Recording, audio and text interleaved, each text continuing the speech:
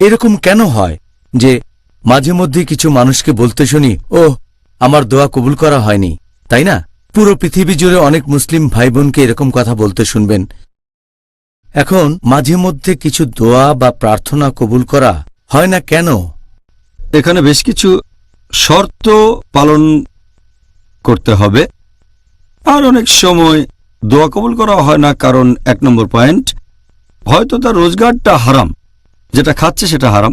হতে পারে যে উপায়ে সে টাকা উপার্জন করছে সে ব্যবসাটাই হারাম, হয়তো লেনদেন করে রিবা, তার মানে সুদ, অথবা সে এমন ব্যবসা করে যেখানে ঘুষ দিতে হয়, অথবা সে এমন কোনো ব্যবসা করে যেখানে মিথ্যে বলা, প্রতারণা খুব স্বাভাবিক। এসব কাজ আসলে হারাম, তার মানে নিষিদ্ধ। এটা অন্যতম একটা প্রধান কারণ যে জন্য দোয়া কবুল করা হয় না। 2 নম্বর, হয়তো সে অন্য কাউকে অত্যাচার করছে, অন্য কারো উপরে হয়তো জুলুম করছে। 3 নম্বর, হয়তো সে ভালো কাজের নির্দেশ দেয় না আর খারাপ কাজে নিষেধ করে না, যেটা করা ইসলাম ধর্মে ফরজ। এছাড়াও কারো দোয়া কবুল হতে গেলে আরও কিছু শর্ত পূরণ করতে হবে। এই কারণে বেশিরভাগ দোয়া কবুল হয় না। একটা হচ্ছে যে আমরা এরকম বলবো না যে হে আল্লাহ তুমি চাইলে আমাকে ক্ষমা করো, হে আল্লাহ তুমি চাইলে আমাকে রহমত করো, অথবা হে আল্লাহ যদি চাও আমাকে লালন পালন করো।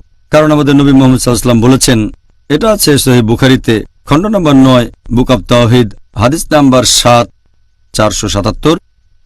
আমাদের নবী বলেছেন, তোমরা দোয়ার সময় এভাবে বলো না যে হে আল্লাহ তুমি আমাকে চাইলে ক্ষমা করো, হে আল্লাহ তুমি চাইলে আমাকে দয়া করো, হে আল্লাহ তুমি চাইলে আমাকে উদারতা দেখিও। কারণ আল্লাহ সুবহানাহু ওয়া তাআলা যা চান তাই করেন, তাকে আদেশ করতে পারবেন না। এভাবে দোয়া করাটা পুরোপুরি ভুল। এই ভুলটা অনেক মানুষই করে থাকে, সে কারণে তাদের দোয়া কবুল হয় না। এছাড়াও অনেক সময় মানুষজন তারা কি করে, আল্লাহ তাআলাকে অনেক নাম দেয় যেটা আল্লাহ পবিত্র কোরআনে বলেননি অথবা নবীও কোনো হাদিসে বলেননি।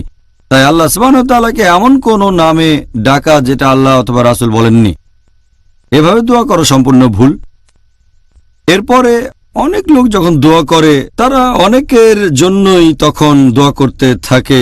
যেমন ধরেন তারা বলল ক্ষমা করে দেন আমার বাবাকে, আমার দাদাকে, তারপর দাদার বাবাকে, আমার মাকে, আমার নানিকে, তারপর নানির মাকে, আমার চাচাকে, চাচিকে, এভাবে বিশাল একটা তালিকা বানিয়ে ফেলে। এর বদলে সংক্ষেপে দোয়া করবেন, বলবেন যে ক্ষমা করেন আমার পরিবারকে, আমার আত্মীয় স্বজনদের অথবা মুসলিম ভাই বোনদের, এটুকুই যথেষ্ট। এছাড়া মানুষজন আরও কিছু একটা ভুল করে যে তারা দোয়া করে শব্দ করে, উচ্চস্বরে প্রার্থনা করে। আল্লাহ বলেছেন পবিত্র কোরআনে সূরা আরাফ অধ্যায় নম্বর 7 আয়াত নম্বর 55 যে তোমাদের প্রতিপালককে ডাকো বিনীতভাবে এবং গোপনে। আল্লাহ পরের আয়াতে বলেছেন সূরা আরাফ অধ্যায় 7 আয়াত 56 তোমরা আল্লাহকে ডাকবে ভয় এবং আশার সাথে। মানুষজন সাধারণত দোয়া করার সময় এই ভুলগুলো করে থাকে। আর এছাড়াও অনেক সময় আমরা যখন আল্লাহ তাআলার কাছে কিছু চাই, হয়তো সব মেনে চললাম, কিন্তু তারপরও আল্লাহ দোয়া কবুল করলেন না। আল্লাহ পবিত্র কোরআনে বলেছেন সূরা বাকারা অধ্যায় নম্বর 2 আয়াত নম্বর 216 যেটা অপছন্দ করো সেটা হয়তো তোমাদের জন্য ভালো, আর যেটা পছন্দ করো সেটা হয়তো তোমাদের জন্য ভালো না। আল্লাহ জানেন, তোমরা জানো না। এখন একজন মুসলিম হয়তো আল্লাহ তাআলার কাছে দোয়া করতে পারে, হে আল্লাহ আপনি আমাকে দেন একটা মোটরসাইকেল বা BMW, 1000 সিসির BMW গাড়ি দেন। আর আল্লাহ দোয়া কবুল করলেন না, কারণ আল্লাহ জানেন যদি তাকে BMW দেওয়া হয় হয়তো জোরে চালাবে, তারপর তার অ্যাক্সিডেন্ট করে পা ভেঙে ফেলবে। এখানে আল্লাহ তাআলা আসলে দোয়া কবুল না করে তার ডাকে সাড়া দিয়েছেন। আল্লাহ সুবহানাহু ওয়া তাআলা তিনি তো সবকিছুই জানেন, ভবিষ্যতে জানেন। যেটা পছন্দ করেন সেটা হয়তো আপনার জন্য ভালো না। আল্লাহ জানেন কিন্তু আপনি জানেন না। জাযাকাল্লাহ খায়ের। তাহলে এর পরের প্রশ্নটাও খুবই প্রাসঙ্গিক যে আপনি কি দর্শকদের কিছু বিশুদ্ধ দোয়ার কথা বলবেন যেটা তাদের জন্য উপকারী, যে দোয়াগুলো তারা এই সময় করতে পারে? এরকম কয়েকশো দোয়া আছে যেগুলো বিশুদ্ধ। আপনি যদি এই বইটা পড়েন, ফর্টিফিকেশন অফ এ মুসলিম, এখানকার দোয়াগুলো আছে পবিত্র কোরআন এবং সহিহ হাদিসের। এই বইটাতে এরকম 100টারও বেশি দোয়া আছে, সব মিলিয়ে সম্ভবত 129টা। আর আমি এখানে কয়েকটা বলছি যেগুলো পবিত্র কোরআন এবং সহিহ হাদিসে উল্লেখ করা হয়েছে।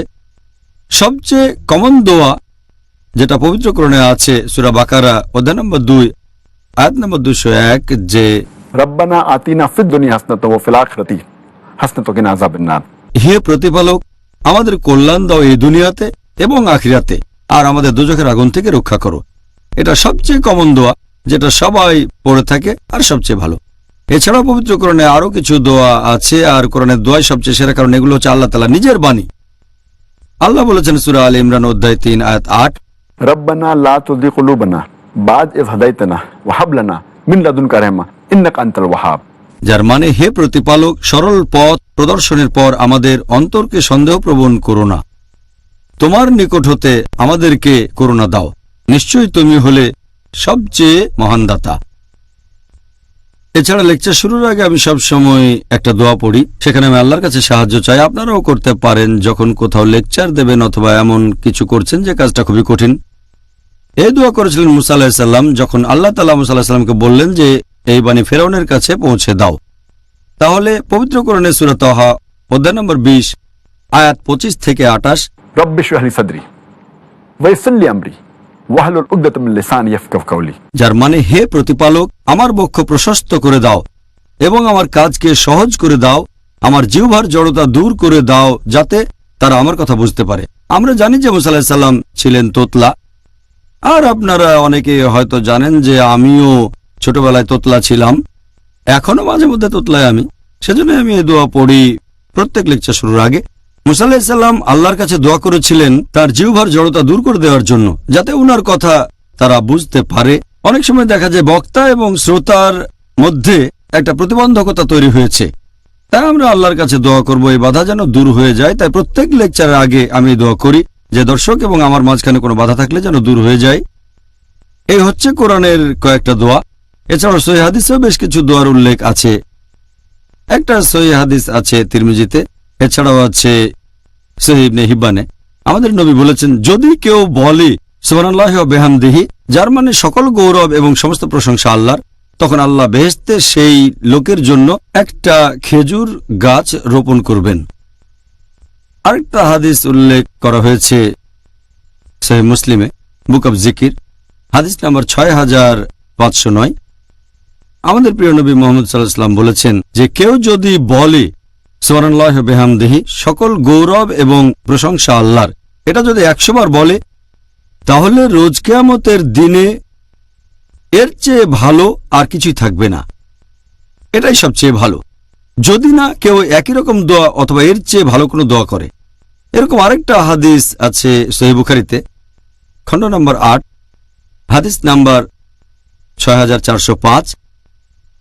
আমাদের প্রিয় নবী মুহাম্মদ সাল্লাল্লাহু আলাইহি ওয়াসাল্লাম বলেছেন, যদি কেউ এটা বলে সুবহানাল্লাহি ওয়া বিহামদিহি, সকল গৌরব এবং প্রশংসা আল্লাহর, এভাবে 100 বার বলেন, তার পাপ ক্ষমা করা হবে, এমনকি যদি তার পাপ সমুদ্রের ফেনার সমানও হয়। এছাড়াও আরো হাদিস আছে, আরেকটা হাদিস আছে সহিহ মুসলিমে, হাদিস নাম্বার 749। যখন তোমরা মুয়াজ্জিনের আযান শুনবে, তারপর নামাজের সময় যখন বলবে যে আমি সাক্ষ্য দিচ্ছি অন্য কোনো উপাস্য নেই আল্লাহ সুবহানাহু ওয়া তাআলা ব্যতীত, তার কোনো শরীক নেই, আর নবী মুহাম্মদ সাল্লাল্লাহু আলাইহি সাল্লাম আল্লাহ সুবহানাহু ওয়া তাআলার বান্দা এবং রাসূল। আমি আমার প্রভুকে নিয়ে সন্তুষ্ট, মানে আল্লাহ সুবহানাহু ওয়া তাআলা, আমি আমার নবীকে নিয়ে সন্তুষ্ট মুহাম্মদ সাল্লাল্লাহু আলাইহি সাল্লাম এবং আমার দ্বীন ইসলাম নিয়ে। যদি কেউ এই কথাগুলো বলে, তার পাপ ক্ষমা করা হবে। এছাড়া আরো হাদিস আছে, যেমন ধরেন 5 ওয়াক্ত ফরজ নামাজের পরে আমরা বলি সুবহানাল্লাহ অথবা আলহামদুলিল্লাহ বা আল্লাহু আকবার, যদি 100 বার বলেন তাহলে পাপ ক্ষমা করা হবে। আরেকটা হাদিস আছে, সাধারণত ফরজ নামাজ শেষ হওয়ার পরে আমরা বলি अल्लाहुम्मा अंतस सालाम व मिनकास सालाम तबारकता ज़ल जलालिल इकराम। আর भ्रमণের সময় যদি থাকেন কোনো যানবাহনে, যেমন প্লেনে অথবা গাড়িতে ইত্যাদি, আর আমাদের নবী যে দোয়াটা পড়তেন যে सुबहानल्लज़ी सखर लना हाज़ा व मा कुन्ना लहू मुक़रिनीन व इन्ना इला रब्बिना मुनक़लिबून। তাহলে এই হলো কয়েকটা দোয়া যেগুলো পবিত্র কোরআন এবং সহিহ হাদিসে উল্লেখ করা হয়েছে।